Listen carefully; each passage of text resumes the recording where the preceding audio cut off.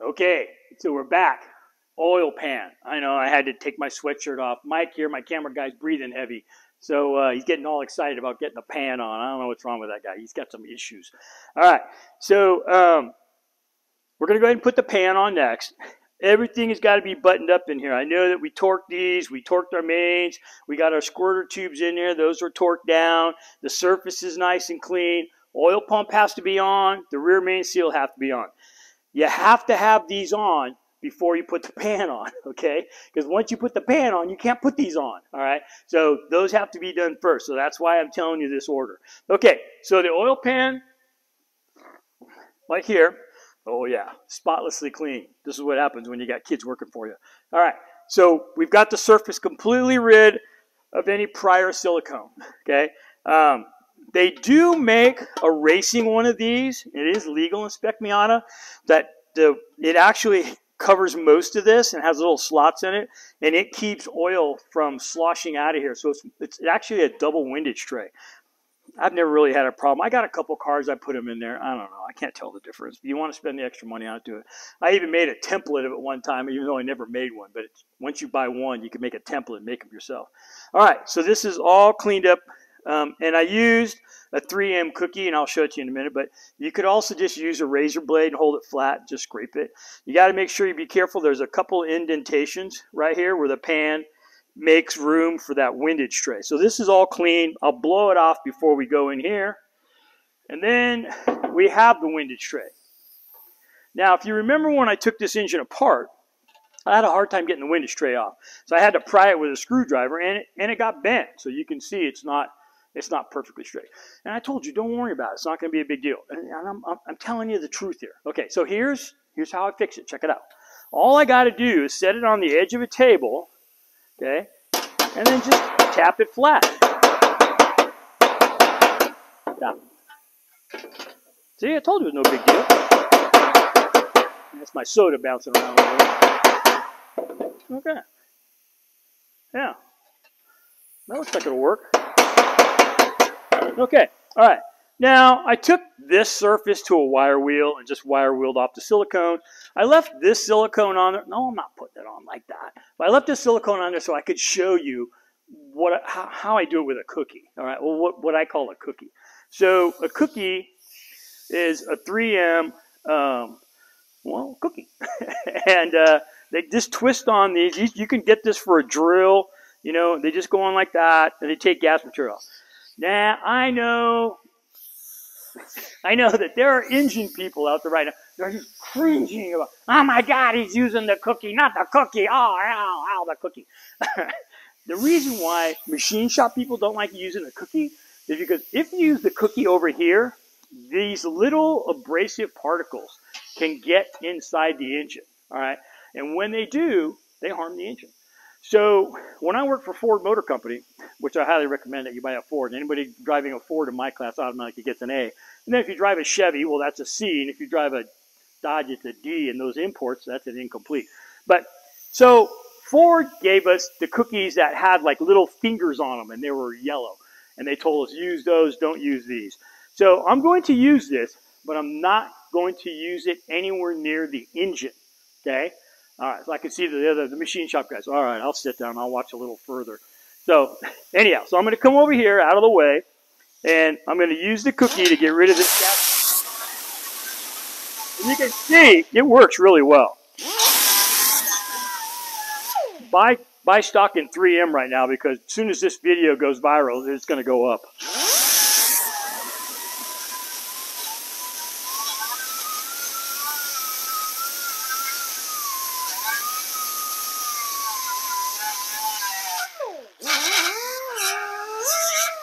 Yeah, that looks good.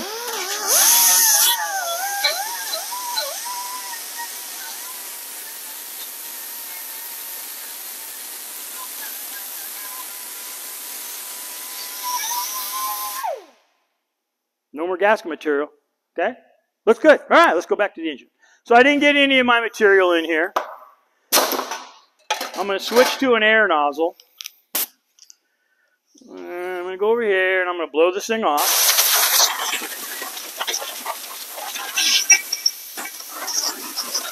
Want to make sure my pickup screen is nice and clean. We cleaned this thing pretty thorough. I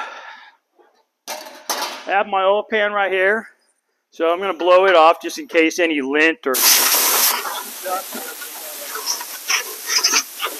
Okay, that looks pretty good.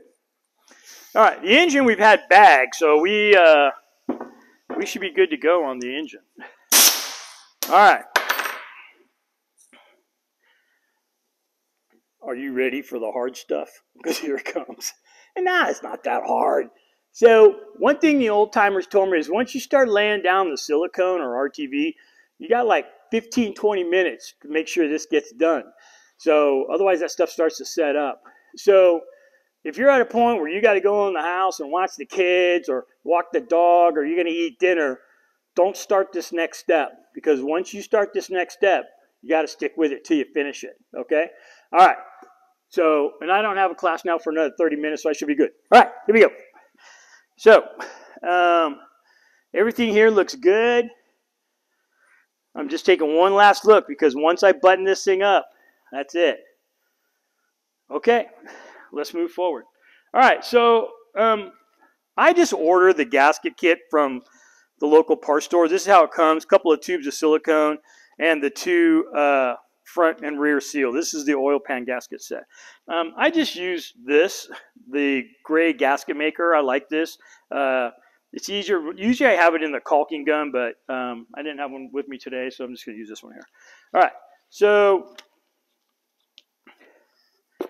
we're going to set these. I'll set those silicones. This is a gasket, a new gasket for the oil pump pickup, so we'll set that right there. Okay, all right. So the way I do it is I put a thin layer of RTV in here. Wow, it's a thin layer. Yeah, kind of. All right, one back here. Doesn't have to be perfect. All right. Then you see how it's got a little notch on it?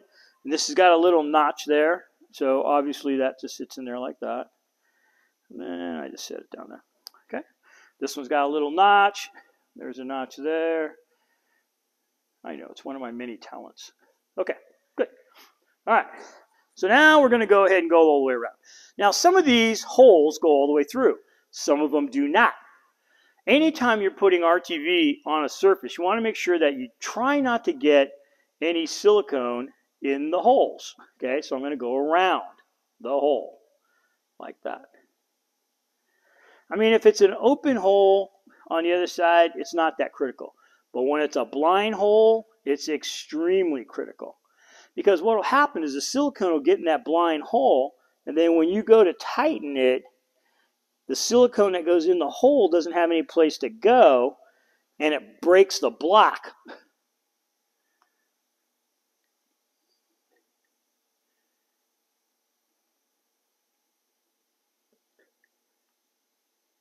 Okay.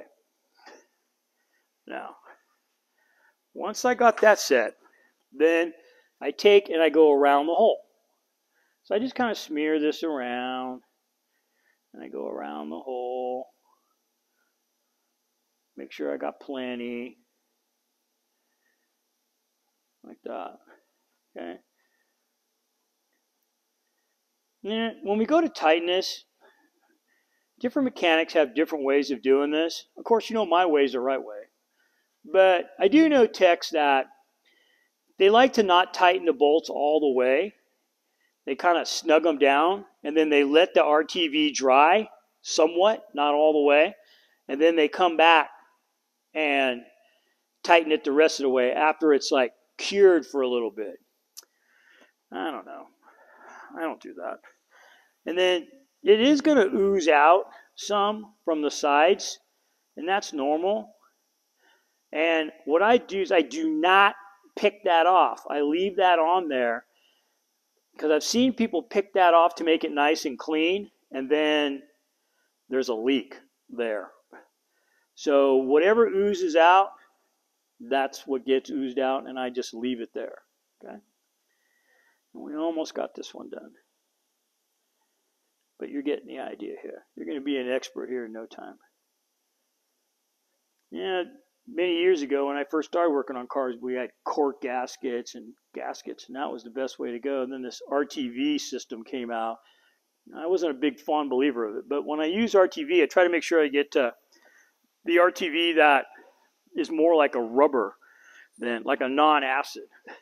Okay, I'm going to go up over the top here. I'm going to put a bead of it. I seen them leak here. I've fixed them before. Okay.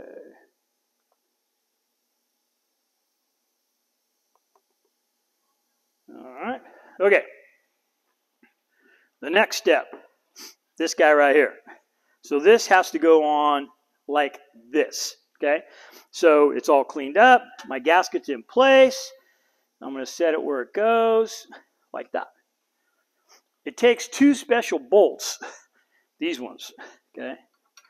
I'm going to put those in there, like that. And then what I do is I take a pan bolt and I thread it in one of these holes to keep this lined up. The other thing I'm going to do is I'm going to back this up because it looks like I need to adjust this a little bit. So I'm going to back that bolt off. Okay, so I got one on this side. I'm going to put one on this side.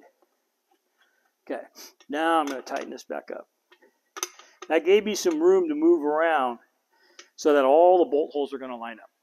Now I have to do the same thing to this side. Okay, so I'm going to put RTV here. I'm going to go around the hole.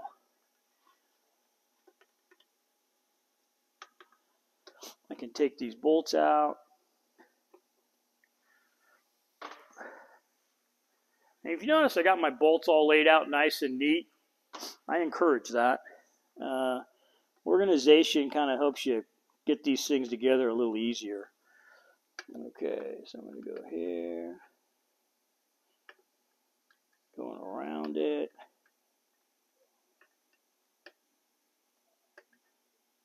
There we go. All right. And once again, we got to smear it around. Okay. So this windage tray gets that silicone on both sides. You got to make sure you put it on both sides or you're definitely going to have a major leak. Okay. All right. There's that side.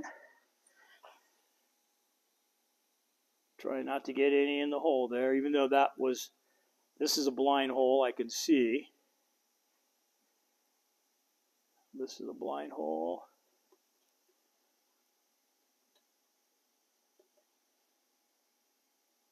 Okay. That looks good. All right. That's looking good. Okay.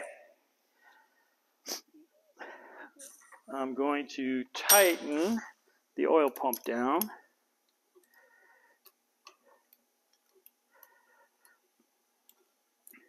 And I'm sure this is torqued to 10 to 12 foot-pounds.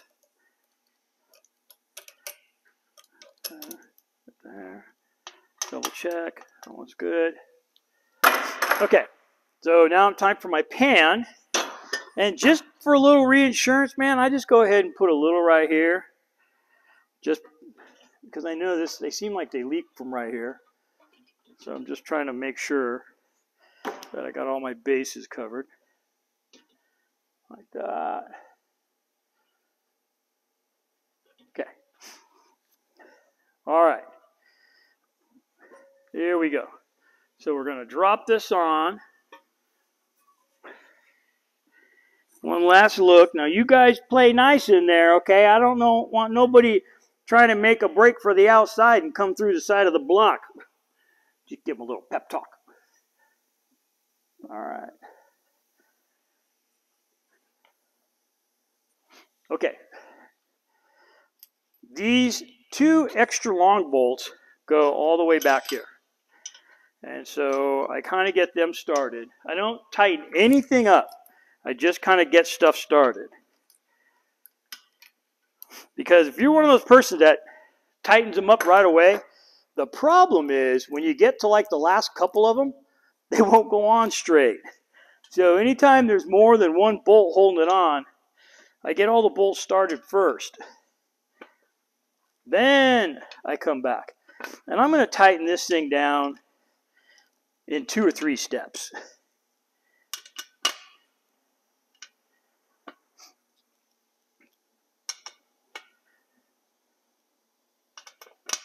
Okay.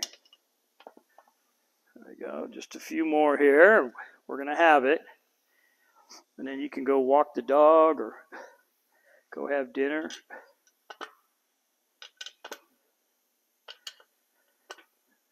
Well, that almost never happens. Had all the bolts.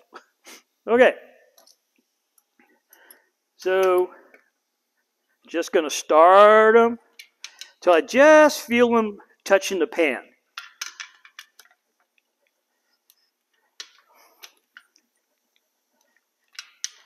If it goes really hard, stop. You're cross-threading it.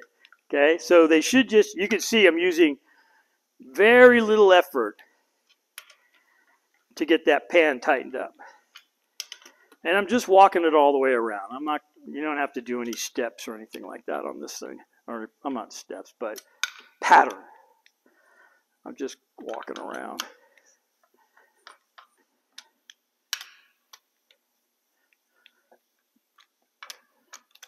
Pretty easy so far, wouldn't you agree? Yeah, I know you do. Okay, last one. And it's snug. All right, so I'm starting back up here. I'm going to go a little tighter. And you remember, these aren't very big bolts. This is not a lug nut. So it doesn't get torqued to 100 pounds. It's a really small little bolt. And some of it's threaded into aluminum. This oil pump's made out of aluminum. So we don't want to go crazy with the tightening.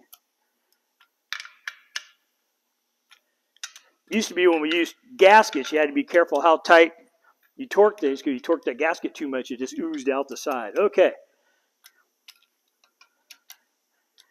You can see it get a little bit more every time I go around.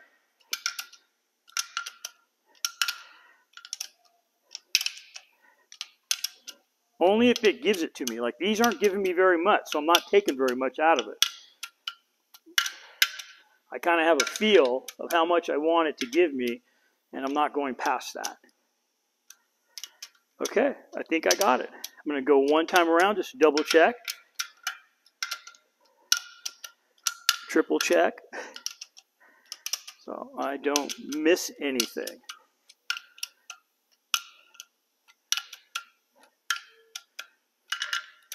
And the last one. There it is. And we ran out of parts. Okay, so I got that all torqued. It's all ready to go. So we've got the bottom end all put back together. So hopefully you made it to the end of the video. Because if you don't, they show me on the analysis how I can watch to see when you guys are bailing out on me. But I'm glad. I hope this helps you out. If you have any questions, put them in the comments below. You know, if you want a special video made up, put it in the comments below. You guys know I make the videos as you want them. So subscribe if this is something that you like and you don't want to miss anything, because if you're going to build a Spec Miata or a track car or an autocross car, all of this stuff is going to help you with building that build. So have a great day. Thank you very much. Talk to you later.